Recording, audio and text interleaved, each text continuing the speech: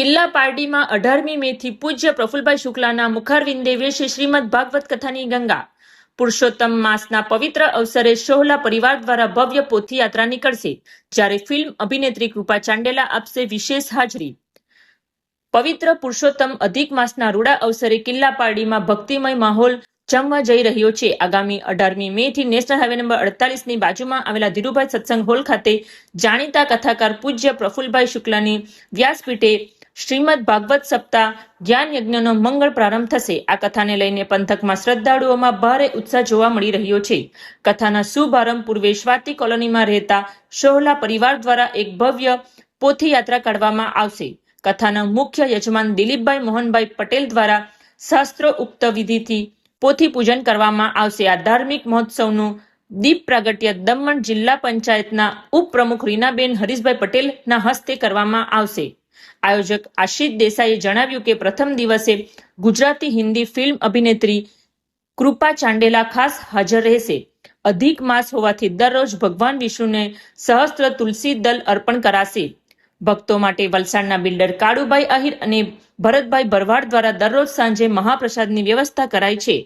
કથાનો સમય બપોરે 3 થી 6 નો રહેશે. 7 દિવસ દરમિયાન નરસિંહ જન્મ, કૃષ્ણ જન્મોત્સવ, ગોવર્ધન પૂજા અને રૂક્ષ્મણી વિવાહ જેવા પાવનકારી પ્રસંગો ધામધૂમથી ઉજવાશે.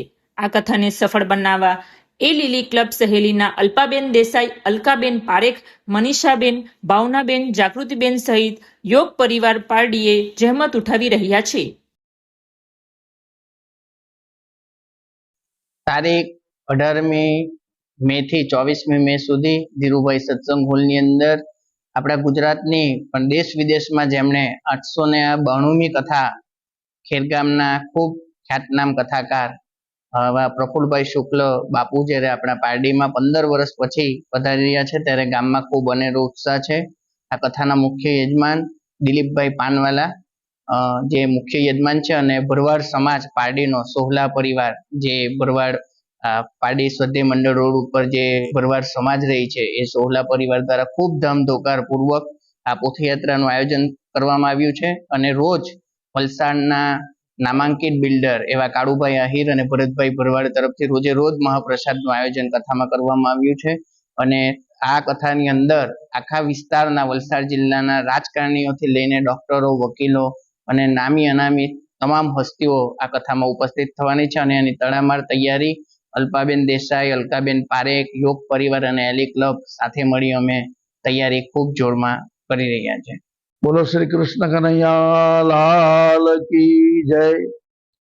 પુરાણ પુરુષોત્તમ ભગવાન કી જય. કિલ્લા પારડીના હાઈવે પર ધીરુભાઈ સત્સંગ હોલમાં અમારા આશિષભાઈ ગુરુભાઈ દેસાઈ ના દ્વારા આયોજિત શ્રીમદ ભાગવત સપ્તાહ તારીખ 18 થી શરૂ થાય છે અને 24મી મે પૂરી થાય છે. અને કથાનો સમય દરરોજ બપોરે 3 થી 6 રાખવામાં આવ્યો છે. સાથે આ કથાની અંદર દરરોજ વિષ્ણુ ભગવાનને 1000 તુલસી દળ, કારણ કે પુરુષોત્તમ મહિનો છે, અધિકસ્ય અધિકમ ફલમ, તમે અધિક મહિનામાં જેટલું ધર્મ કાર્ય કરો એનું અધિક ફળ મળે છે. એટલે ભગવાન વિષ્ણુને સહસ્ત્ર નામ બોલીને દરરોજ 1000 તુલસી દળ અર્પણ કરવામાં આવશે. દરરોજ સાંજે મહાપ્રસાદનું પણ આયોજન છે.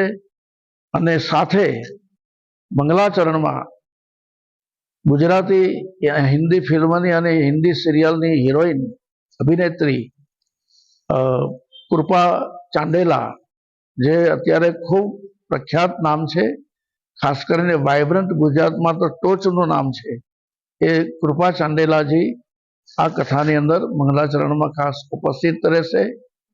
મારે આપણા માનનીય વડાપ્રધાન શ્રી નરેન્દ્રભાઈ મોદીએ જે અપીલ કરી એ બાબતમાં કહેવાનું કે આ અપીલ તો સ્વાભાવિક છે.